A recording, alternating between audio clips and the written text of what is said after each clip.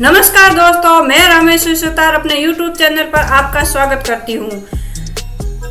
आपका विज्ञान की दुनिया में स्वागत है। आपको आज से विज्ञान बताई जाएगी। अब देखिए विज्ञान क्या है। विज्ञान दो शब्दों से बना है, वि और ज्ञान। और मेरी परिभाषा के अनुसार अगर देखा जाए यानी विस्तृत ज्ञान, इतना ज्ञान जो कभी खत्म न हो। इस धरती से लेकर अंतरिक्ष तक जो भी चीज है उनका ज्ञान ही विज्ञान है। चलिए स्टार्ट करते हैं। विज्ञान विज्ञान शब्द का अभिप्राय है विशेष ज्ञान, अर्थात व्यापक रूप में प्रकृति का व्यवस्थित अध्ययन विज्ञान कहलाता है। विज्ञान को अंग्रेजी में साइंस कहते हैं। साइंस लैटिन शब्द साइंसिया से बना है, जिसका अर्थ है जानना। भौतिक जगत में जो भी घटित होता है उसका क्रमबद्ध अध्ययन विज्ञान कहलाता है। यानी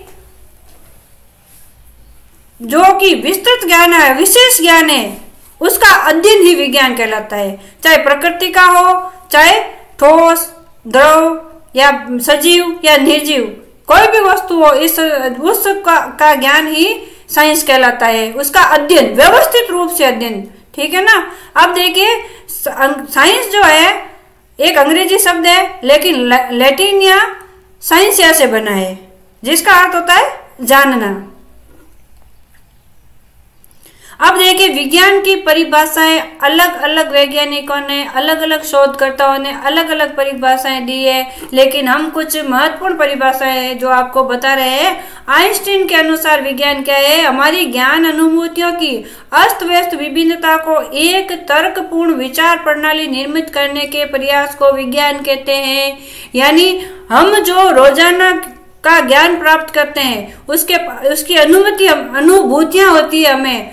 देखिए जब ज्ञान होता है ना हमारे दिमाग में, अस्त व्यस्त होता है, लेकिन यदि उसको व्यवस्थित रूप से जमा दिया जाए, जैसे स्टेप बाय स्टेप, तो वह ही विज्ञान कहलाती है। कोनार्ड के अनुसार देखिए कि विज्ञान अंतः संबंधित संप्रत्यों एवं संप्रत्यात्मक योजनाओं की श्रृंखला है जो प्रेक्षण और प्रयोग के फलतः विकसित हुई है। यानी अनेक प्रकार के संप्रत्य और संप्रत्यात्मक योजनाएं, उनका प्रेक्षण किया गया, उनका प्रयोग किया गया, उसका जो फल निकला वह ही विज्ञान है। डैम्पियर के अनुसार विज्ञान प्राकृतिक विषयों का व्यवस्थित ज्ञान है, ज्ञान एवं धारणाओं के मध्य संबंधों का तार्किक अध्ययन है, जिनमें ये विषय व्यक्त होते हैं। यानी कुल मिला के विज्ञान की परिभाषा यही है कि जो हमारे पास में अस्त व्यस्त ज्ञान है, उस ज्ञान को व्यवस्थित करके उसकी जो अनुभूतियां हैं उनको व्यवस्थित करके एक प्रणाली बनाई गई है। उस प्रणाली का फल ही विज्ञान है। विज्ञान की प्रकृति देखिए, विज्ञान बहुत अथाह है। विज्ञान कोई भी एक सेंटर बिंदु नहीं है विज्ञान का कि अब विज्ञान यहाँ से शुरुआत हो रही है। हम अगर लेना चाहते हैं तो कोई भी विज्ञान की शुरुआत नहीं है। विज्ञान तो जगह जगह से प्राप्त किया हुआ ज्ञान ही विज्ञान है। यदि उसको व्यवस्थित कर दिया जाए तो वही विज्ञान। अब विज्ञान का नेचर कैसा है? Nature of science. विद्यालय पाठ्यक्रम में सम्मिलित किए जाने वाले प्रत्येक विषय में कुछ उद्देश्य तथा उसकी संरचना होती है, जिसके आधार पर उस विषय की प्रकृति निश्चित होती है। गणित की भौतिक विज्ञान विषय की संरचना भी अन्य विद्यालय विषयों की अपेक्षा अधिक मजबूत तथा शक्तिशाली है, जिसके कारण विज्ञान अन्य विषयों की तुलना में अधिक स्थायी एवं महत्वपूर्ण है। विज्ञान की प्रकृति सदैव चर्चा का विषय रही है। विज्ञान देखिए दूसरे जो सब्जेक्ट है उनकी प्रकृति बदलती रहती है। दूसरे सब्जेक्ट की प्रकृति कैसे बदलती है? जैसे कि कोई थ्योरी आई तो वो बदलती रहती है, लेकिन विज्ञान में जो एक बार स्पष्ट हो गया वो पूर्णतः स्पष्ट हो जाता है। हाँ, उसका और अन्वेषण होता है, उसके अंदर घुस सकते हैं। ऊपर की जो लेयर है जो बताई गई है वही रहती है, फिर उसके अंदर का ज्ञान प्राप्त होता रहता है। इसलिए विज्ञान जो है स्थायी और महत्वपूर्ण है दूसरे विषयों की अपेक्षा। अब विज्ञान की प्रकृति के संदर्भ में मुख्य बिंदु देखिए। विज्ञान संज्ञा कम क्रिया अधिक है। विज्ञान को हम संज्ञा तो कहीं नहीं, अब नाम तोड़ना है कोई चीज का। विज्ञान खाली नाम नहीं है। विज्ञान क्या है? क्रिया करने का नाम ही विज्ञान है। किसी भी चीज का अनुसंधान करना, किसी भी चीज का खोज करना, यही विज्ञान है। इसलिए विज्ञान संज्ञा कम है और क्रिया अधिक है। विज्ञान वह है जो वैज्ञानिक करते हैं, और वैज्ञानिक क्या करते हैं, ये वैज्ञानिक विधि का अनुसरण है। अब देखिए, विज्ञान वैज्ञानिक करते हैं और वैज्ञानिक क्या करते हैं, और उनकी विधि का अनुसरण ही विज्ञान है। लेकिन मेरे अनुसार जो भी व्यक्ति नई चीज की खोज करता है, चाहे वो घर में हो, चाहे वो बाहर हो, चाहे वो शिक्षा के क्षेत्र में हो, वह ही विज्ञान है, तो जिसके दूसरों को बताता है कि यह चीज ऐसी है। विज्ञान पूरी तरह वस्तुनिष्ठ है, यानी विज्ञान जो है ऑब्जेक्टिव है। विज्ञान के ज्ञान का आधार हमारी ज्ञानेंद्रियां हैं। अब देखिए, किसी भी चीज का ज्ञान लेने के लिए जरूरी क्या होती है, ज्ञानेंद्रियां, आंखें, ठीक है ना, मेन तो आंखें और कान, नाक। अब कोई भी शोध हम कर रहे हैं, सूंघ के देख रहे हैं, कानों से सुन रहे हैं, आंखों से देख रहे हैं, स्पर्श करके देख रहे हैं, यानी ज्ञानेंद्रियां जो है विज्ञान का मूल आधार होता है। इसके ज्ञान का आधार निश्चित होता है, जिससे उस पर विश्वास किया जा सकता है। विज्ञान का ज्ञान सुव्यवस्थित, क्रमबद्ध, तार्किक तथा अधिक स्पष्ट होता है। ये आपको हमने पहले ही बताया था कि विज्ञान का ज्ञान एक तो सुव्यवस्थित होना चाहिए। अस्त व्यस्त ज्ञान किसी काम का ही नहीं होता है। ज्ञान की शुरुआत से अंत तक पूरा व्यवस्थित होना चाहिए, क्रमबद्ध होना चाहिए और तार्किक होना चाहिए। यदि कोई पूछे ऐसा क्यों है, तो उसका जवाब आना चाहिए। विज्ञान में यदि कोई व्यक्ति कुछ भी सवाल पूछ ले किसी भी चीज से संबंधित कि ऐसा क्यों है, तो क्यों का कारण जरूर बताना चाहिए, वही विज्ञान है। विज्ञान का आधार निश्चित होता है, जिससे उस पर विश्वास किया जा सकता है। विज्ञान का ज्ञान सुव्यवस्थित, क्रमबद्ध, तार्किक और अधिक स्पष्ट होता है। इसमें संपूर्ण वातावरण में पाई जाने वाली वस्तुओं के परस्पर संबंधों का अध्ययन किया जाता है तथा निष्कर्ष निकाले जाते हैं। अब वातावरण में जो भी वस्तुएं हैं, उन वस्तुओं का संबंध करते हैं, पहले तो संबंध स्थापित करते हैं, फिर उसका अध्ययन करते हैं और फिर निष्कर्ष निकालते हैं, वही विज्ञान है। विज्ञान की प्रकृति ऐसी है। विज्ञान के विभिन्न नियमों, सिद्धांतों, सूत्रों आदि में संदेह की संभावना नहीं रहती है। विज्ञान में जो कह दिया वो परफेक्ट होता है, क्योंकि कारण सहित आंसर मिलता है आपको, इसलिए विज्ञान की प्रकृति एकदम परफेक्ट है, इस पर संदेह नहीं होता है। इसके अध्ययन से आगमन, निगमन, सामान्यीकरण तथा अवलोकन की योग्यता विकसित होती है। इसके अध्ययन से बालकों में आत्मविश्वास, अनुशासन, आत्मनिर्भरता का विकास होता है। अब देखिए, बालकों में आत्मविश्वास, अनुशासन और आत्मनिर्भरता कैसे होती है। किसी हमें भी, हम भी हुए, चाहे कोई भी हुआ, आप हैं, हम हैं, चाहे कोई टीचर है, चाहे कोई भी है, कोई वैज्ञानिक है, कोई व्यक्ति है, कोई सामान्य व्यक्ति भी हो सकता है। अगर किसी चीज का ज्ञान नहीं होता तो उस व्यक्ति में कॉन्फिडेंस नहीं होता है। जैसे जैसे ज्ञान बढ़ता है वैसे वैसे कॉन्फिडेंस बढ़ता है। विज्ञान जैसे बढ़ेगा वैसे कॉन्फिडेंस बढ़ेगा, अनुशासन भी बढ़ेगा, क्या कैसे बोला जाए, क्या किया जाए, किस चीज का उपयोग कैसे किया जाए, प्रकृति को कैसे संभाला जाए, क्या हानिप्रद चीज है, क्या हानिप्रद नहीं है। तो व्यक्ति के जीवन में अनुशासन आ जाता है और आत्मनिर्भरता आ जाती है। जैसे देखिए, एक एग्जाम्पल आपको बताते हैं कि जिसको जल के बारे में पता है कि जल का निर्माण कैसे होता है, जल हमें कैसे प्राप्त होता है और कौन कौन सी क्रियाएं होती है, वो व्यक्ति जल को संचित करता है, उसका अपव्यय नहीं करता है। अब जिसको पता है कि पेट्रोल कैसे बनता है ना, तो उसको पता है कि करोड़ों वर्ष लगते हैं पेट्रोल बनने के लिए। जब उसने विज्ञान पढ़ी होगी तब उसको पता होगा कि पेट्रोल बनने के लिए लाखों वर्ष लगते हैं, तो वह व्यक्ति पेट्रोल को बचाएगा, है ना। लेकिन जिसको पता नहीं है कि पेट्रोल कैसे बनता है, वो क्या कहता है, गवर्नमेंट और लाके दे देगी। अब वो गवर्नमेंट कहाँ से लाएगी। इसलिए विज्ञान का ज्ञान होने से आत्मविश्वास होता है, अनुशासन होता है और आत्मनिर्भरता का विकास होता है। इसके द्वारा बालकों में सकारात्मक यानी पॉजिटिव, तार्किक यानी लॉजिकल तथा वैज्ञानिक दृष्टिकोण, साइंटिफिक एटीट्यूड का विकास होता है। अब विज्ञान की शाखाएं देखिए, ब्रांचेज ऑफ साइंस। साइंस की ब्रांच कौन कौन सी है। सुविधा की दृष्टि से विज्ञान की निम्नलिखित शाखाओं में बांटा जाता है। भौतिक विज्ञान यानी फिजिक्स, रसायन विज्ञान यानी केमिस्ट्री, जीव विज्ञान यानी बायोलॉजी, गणित यानी मैथमेटिक्स, खगोल विज्ञान यानी एस्ट्रोनॉमी, भूगर्भ विज्ञान यानी जियोलॉजी, आयुर्विज्ञान यानी मेडिकल साइंस।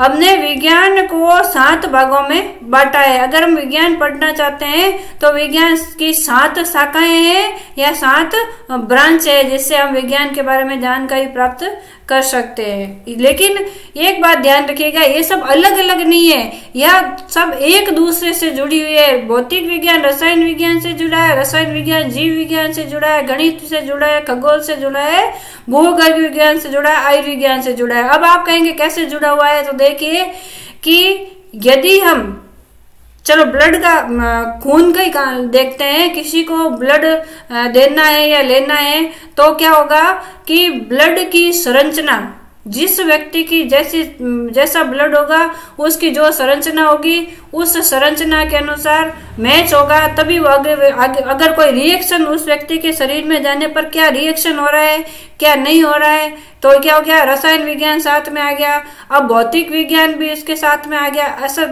तो हम एक विज्ञान को पढ़ने के लिए दूसरा विज्ञान भी पढ़ना पड़ता है, इसलिए ये सभी विज्ञान आपस में जुड़े हुए, जो 7 शाखाएं है वो आपस में जुड़ी हुई है।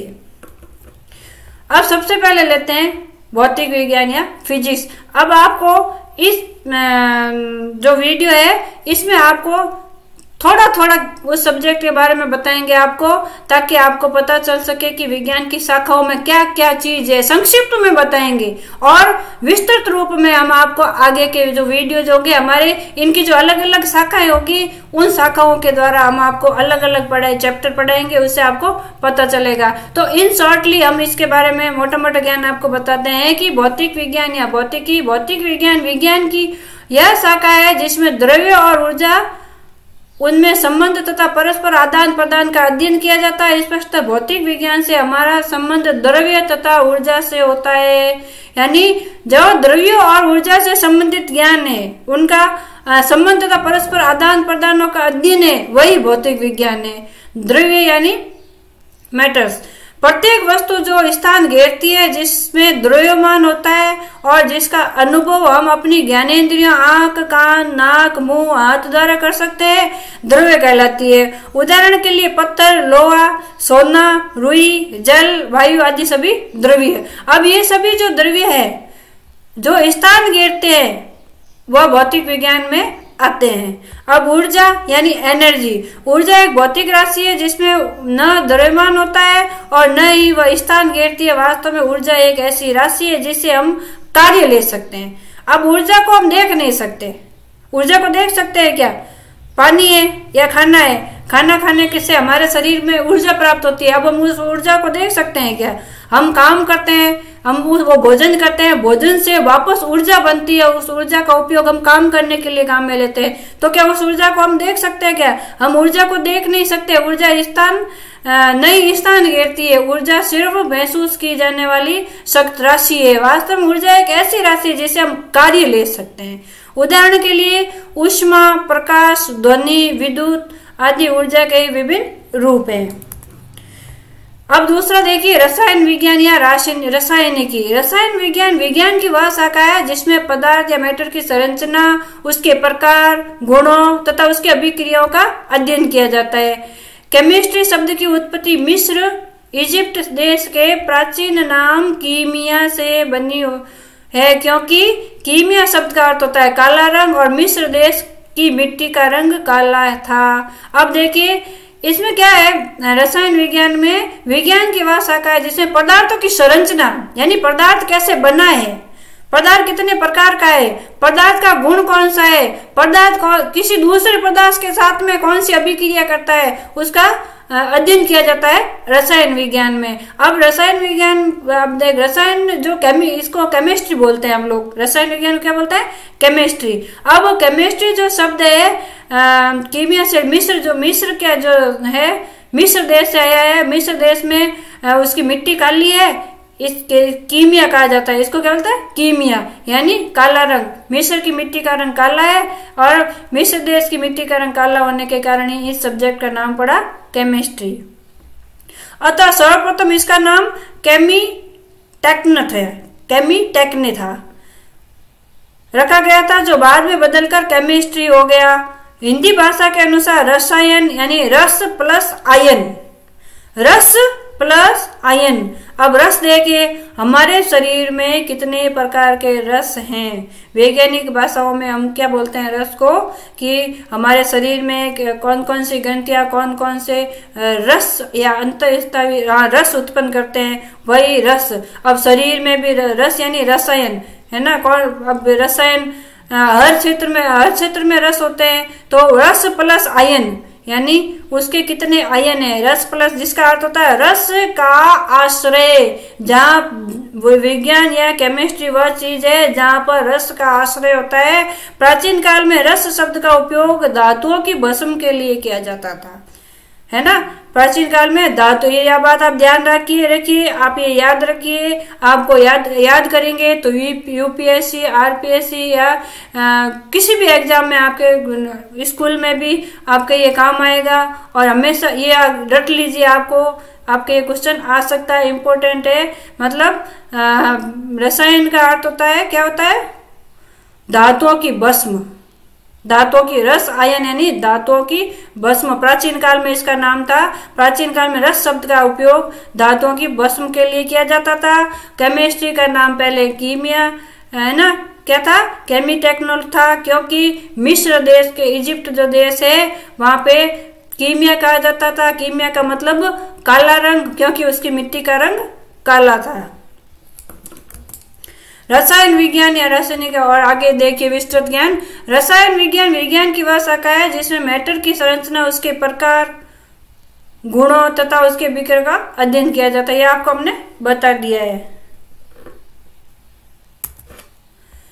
जीव विज्ञान, भौतिक विज्ञान, रसायन विज्ञान और उसके बाद में जीव विज्ञान यानी बायोलॉजी, यानी जो भी सजीव है, सजीवों से संबंधित ज्ञान जीव विज्ञान में आया जाता है।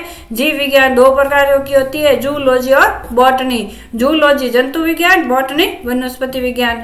जीव विज्ञान शब्द का सर्वप्रथम प्रयोग सन 1802 में लेमार्क एवं ट्रेविरेनस नामक वैज्ञानिक ने किया था। यूनान के महान दार्शनिक अरस्तु को जीव विज्ञान का जनक, फादर ऑफ बायोलॉजी माना जाता है। जीव विज्ञान का जनक, आपके क्वेश्चन आ जाए जीव विज्ञान का जनक कौन है, तो जीव विज्ञान का जनक अरस्तु है। अरस्तु कहाँ के थे, अरस्तु यूनान के थे। और इस जीव विज्ञान शब्द का सर्वप्रथम उपयोग 1802 में लेमार्क ने एवं ट्रेविरेनस ने किया था। अरस्तु ने प्राचीन प्राणियों या पादपों का वर्गीकरण किया था और अंडे के अंदर चूजे में होने वाले परिवर्तनों का अवलोकन किया था। और चूजे में जो भी परिवर्तन होते हैं अंडे का, देखिए आज से कितने साल पहले अरस्तु ने पता कर लिया था कि चूजे में कौन कौन से परिवर्तन होते हैं। अतः जीवों के विषय में वास्तविक अनुभव, परीक्षणों या प्रयोगों द्वारा ज्ञात तथ्यों या सत्यों पर आधारित क्रमबद्ध ज्ञान जीव विज्ञान है। जीवों के विषय में वास्तविक अनुभव, परीक्षणों यानी जो भी जीव हैं उनके विषय में हमारे वास्तविक अनुभव क्या है, उसके परीक्षण किए गए या प्रयोग किए गए के द्वारा जो ज्ञान प्राप्त हुआ है या सत्यों पर आधारित क्रमबद्ध ज्ञान जीव विज्ञान है।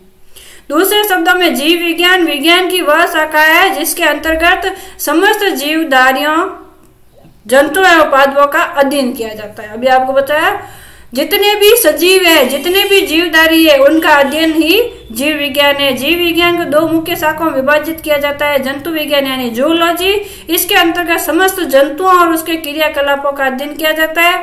वनस्पति विज्ञान होता है बॉटनी, इस शाखा के अंतर्गत समस्त पेड़ पौधों तथा उसके क्रियाकलापों का अध्ययन किया जाता है। अब देखिए दैनिक जीवन में विज्ञान की उपयोगिता एवं महत्व। अब आप कहेंगे कि ये चैप्टर क्यों लिया गया है। ये चैप्टर इसलिए कि कोई भी ज्ञान को आप प्राप्त करने के लिए उसकी जड़ें होती है, उसका ज्ञान हमें होना बहुत आवश्यक है। अब आपको हम विज्ञान के टॉपिक से भी इस वीडियो की शुरुआत कर सकते थे, लेकिन यह आपको विज्ञान जो पढ़ने में जो जड़ें हैं, विज्ञान का कहाँ से आया, क्या हुआ, उसका उपयोग क्या है, उसका अगर आपको पहला पता, अभी आपको क्या बताया था, विज्ञान का मतलब यही होता है स्टेप बाय स्टेप ज्ञान। इसलिए हमने ये वीडियो बनाया है, ये फालतू का वीडियो नहीं है। इसमें आपको विज्ञान की जड़ों के बारे में पता चलेगा, विज्ञान हमारे जीवन में क्या उपयोगिता है, क्या महत्व है, विज्ञान की क्या प्रकृति है, विज्ञान का क्या अर्थ है, विज्ञान की क्या डेफिनेशन है, सभी आपको पता चलेगी, जिससे आपको आगे पढ़ने में सुविधा होगी। हमारे दैनिक जीवन में विज्ञान का बहुत ही महत्वपूर्ण योगदान है। वास्तव में विज्ञान के बिना जीवन ही असंभव है। दैनिक जीवन के प्रत्येक क्षेत्र में विज्ञान ने हमारी दिनचर्या को सुगम बना दिया है। अब देखिए, हम उठते हैं तो उठने के बाद हम ब्रश करते हैं, तो ब्रश में हमको कोलगेट हमें बना बनाया मिलता है ना, ब्रश हमें बना बनाया मिलता है। लेकिन लोग पहले क्या करते थे, दातुन का उपयोग करते थे, दातुन से ब्रश करते थे। उसके बाद में हम मुंह धोते हैं, तो मुंह धोने के लिए हमको क्या चाहिए, पानी। अब पानी जो है पहले हमें कुओं से, तालाबों से, बावड़ियों से भर के लाना पड़ता था, लेकिन अब टेक्नोलॉजी, विज्ञान के विकास के कारण पानी हमारे घर पे आ जाता है। और फिर उसके बाद में हम दातुन कुल्ला करके वापस आके चाय पीते हैं या कॉफी पीते हैं या दूध पीते हैं। अब ये चाय, कॉफी, दूध, ये भी विज्ञान के अन्वेषणों के कारण हमारे घर पर टाइम पर पहुंचता है। हम टाइम देखते हैं घड़ी में, तो घड़ी भी विज्ञान ने ही हमको प्रदान की है।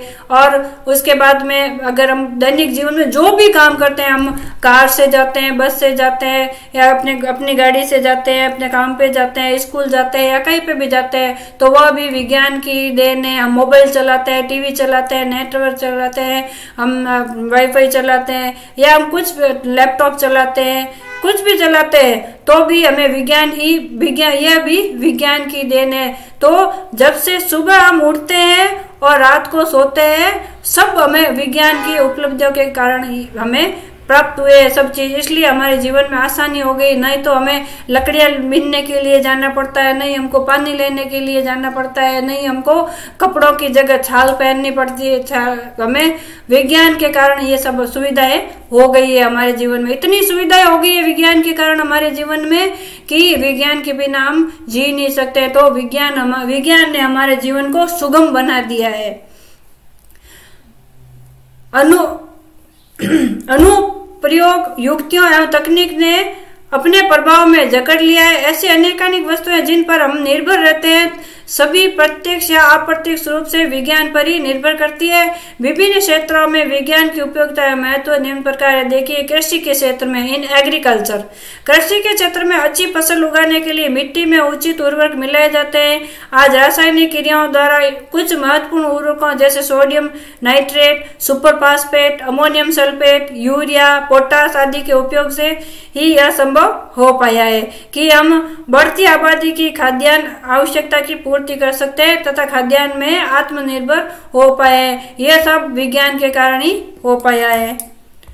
चिकित्सा स्वास्थ्य के क्षेत्र में, इन मेडिकल एंड हेल्थ, वैज्ञानिक उपकरणों, यंत्रों, प्रक्रमों और औषधियों के आविष्कार से रोगों की पहचान, निराकरण, बीमारियों के उन्मूलन आदि के लिए नए क्षेत्र में विज्ञान द्वारा अभूतपूर्व सफलता अर्जित की गई है। अब देखो, बीमारी जो है व्यक्ति को जन्म से ही उत्पन्न हो जाती है, लेकिन रोगों की पहचान, उसका रोग कौन सी बीमारी है, उस बीमारी का निराकरण के लिए क्या दवाई देनी पड़ेगी, या इंजेक्शन लगाना पड़ेगा, टैबलेट लगाना पड़ेगा, टीका लगाना पड़ेगा, या कुछ भी करना है, तो यह सब विज्ञान की देन है। अभी हमारे एक बहुत बड़ी महामारी आई थी, कोरोना। यदि विज्ञान नहीं होता तो हमारी धरती पर सजीव नाम की चीज नहीं बचती, सब नष्ट हो जाते, लेकिन विज्ञान ने हमको बचाया है। एलोपैथी, आयुर्वेद, होम्योपैथी पद्धतियों द्वारा विभिन्न रोगों का उपचार करने में उपलब्धि प्राप्त की है। निश्चेतक तथा एंटीसेप्टिक दवाइयों के उपयोग से आज कठिन से कठिन सर्जिकल ऑपरेशन संभव हो सका है। औद्योगिक क्षेत्र में, इन इंडस्ट्रीज, विज्ञान के ज्ञान से औद्योगिक विकास और क्षमता में बहुत सहायता मिली है। रासायनिक शोध कार्यों के फलस्वरूप विभिन्न उद्योगों में एक क्रांतिकारी विकास संभव हुआ है। औषधि, साबुन, डिटर्जेंट, सौंदर्य प्रसाधन, कपड़ा, रंग, कागज, रबड़, लिपस्टिक, पेट्रोलियम, सीमेंट, कांच, सिल्क, नायलॉन, रसायन, इलेक्ट्रॉनिक्स वस्तुएं आदि का निर्माण व उपयोग विज्ञान के कारण ही संभव है। अगर विज्ञान नहीं होता तो हमें ये चीजें प्राप्त होती, कभी भी प्राप्त नहीं हो सकती थी। हमें इसके लिए तरसना पड़ता, लेकिन विज्ञान ने हमें ये चीजें प्रदान की है।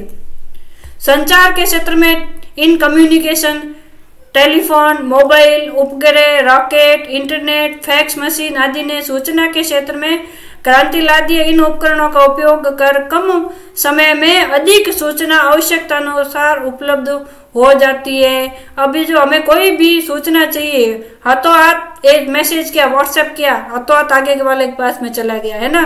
और इंटरनेट के माध्यम से रॉकेट, उपग्रह, मोबाइल, अब देखो जो टेक्नोलॉजी है उसका तो हम बता ही नहीं सकते कम्युनिकेशन के क्षेत्र में, तो यह सब विज्ञान की देन ही है। इसके उपयोग से मित्रों और परिवार के अन्य सदस्यों से संपर्क बना रहता है, जिससे उनकी कमी महसूस नहीं होती है।